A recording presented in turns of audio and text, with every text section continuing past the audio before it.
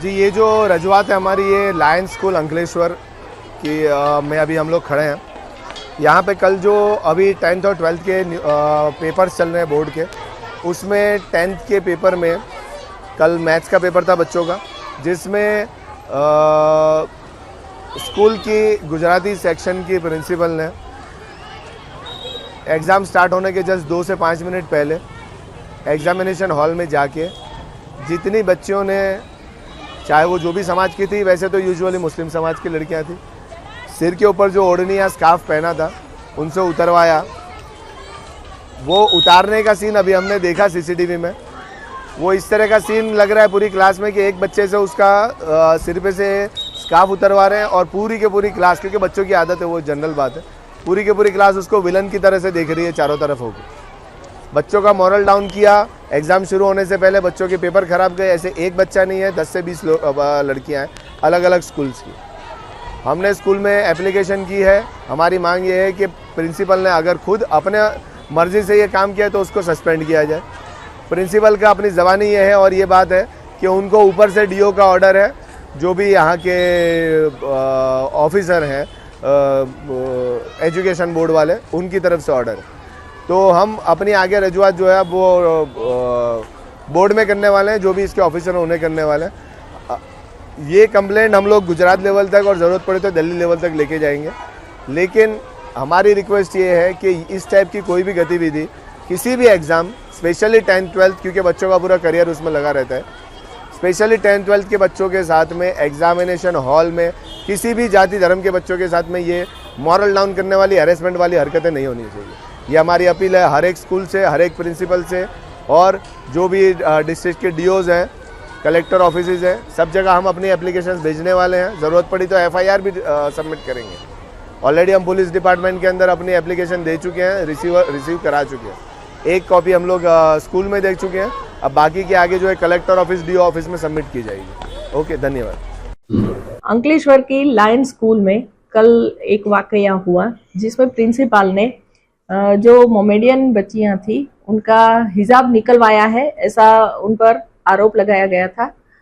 जब मैंने प्रिंसिपल से और हमारे जोनल ऑफिसर से बात करी तब पता चला, और मैंने सीसीटीवी फुटेज भी देखा है, तो पता चला कि बच्चियों का हिजाब नहीं निकलवाया है। उनका सिर्फ नकाब निकालने के लिए उनको इंस्ट्रक्ट किया गया था, क्योंकि हमारे गुजरात माध्यमिक और उच्चतर माध्यमिक शिक्षण बोर्ड की जो हमारी एग्जाम की एसओपी है, गाइडलाइन है, उसमें लिखा हुआ है कि पूरे परीक्षा पद्धति का, पूरी परीक्षा का सीसीटीवी रिकॉर्डिंग होगा। परीक्षा खंड में जहां पर बच्चे एग्जाम देते हैं उन बच्चों का भी रिकॉर्डिंग होगा। बच्चों का फेस सीसीटीवी में स्पष्ट दिखना चाहिए। तो आचार्य ने उसी इंस्ट्रक्शन को फॉलो करते हुए बच्चियों का चेहरा साफ दिखे उस हिसाब से हिजाब नहीं परंतु नकाब निकलवाया है। बाद में मैंने आचार्य से भी बात करी थी और मैंने उनको समझाया है कि भाई हमारे जो नियम है, गवर्नमेंट के जो रूल्स और रेगुलेशन है, परीक्षा की जो नीतिमत्ता है वो भी रहे, और स्टूडेंट्स की जो धार्मिक मान्यताएं हैं उसको भी कोई प्रॉब्लम ना हो, उस तरह से बीच का रास्ता निकाल के अच्छे से और सलूकाई से आप काम करिए, ऐसा मैंने इंस्ट्रक्ट किया है उनको।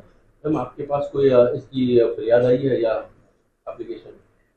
नहीं, इस मामले में पेरेंट्स की ओर से तो मुझे एक बार भी कांटेक्ट नहीं किया गया, एक बार भी उनकी ओर से कोई रजूआत नहीं मिली है, ना ही और किसी माध्यम से मुझे कोई इन्फॉर्मेशन मिली है। ધોરણ 10 અને 12 ની બોર્ડની એક્ઝામ તારીખ 11/3 થી શરૂ કરવામાં આવેલી છે સરકારશ્રી દ્વારા, જેનું એક કેન્દ્ર આપણને લાયન સ્કૂલમાં બી આપવામાં આવેલું છે અને તેના ડીઓ ઓફિસ તરફથી નિમણૂક કરેલો સ્ટાફ અહીં સુપરવિઝન ને સ્થળ સંચાલક તરીકે કામ કરે છે। સંપૂર્ણ હુકમો ડીઓ ઓફિસના અધિકારીશ્રીઓ દ્વારા આપવામાં આવે છે ને એ જ પ્રમાણે સુપરવાઇઝર અને સ્થળ સંચાલકે કામગીરી કરવાની હોય છે।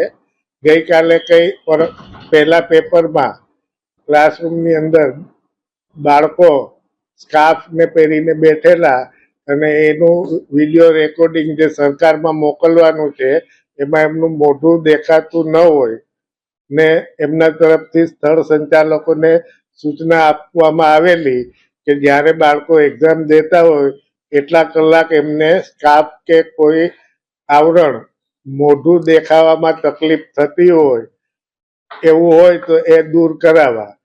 જે માટે થઈ અને ગઈકાલના મેથ્સના પેપરમાં અમુક બાળકોએ આવી રીતે સ્કાર્ફને પહેરેલો, એમને ગેટ ઉપરથી તો ના પાડવામાં આવેલી કે આ તમે વ્યવસ્થિત જગ્યાએ રાખીને ક્લાસરૂમમાં બેસજો, છતાં અમુક બાળકો મળેલા નહીં હોય અથવા એમને ધ્યાનમાં નહીં હોય એટલે એ વિડીયોગ્રાફી કરતા એટલે જોતા ઓપરેટરના ધ્યાનમાં આવતા એમણે સ્થળ સંચાલકનું ધ્યાન દોરેલું કે આ 2-4 બાળકોએ હજી સ્કાર્ફ પહેરેલો છે, એટલે જે 2-4 બાળકોએ સ્કાર્ફ પહેરેલો એમનો સ્થળ સંચાલકે જઈ અને સ્કાર્ફ પોતાની ઓફિસમાં રાખેલા અને જ્યારે સ્કૂલ છૂટી ત્યારે એમને તે પરત કરેલો.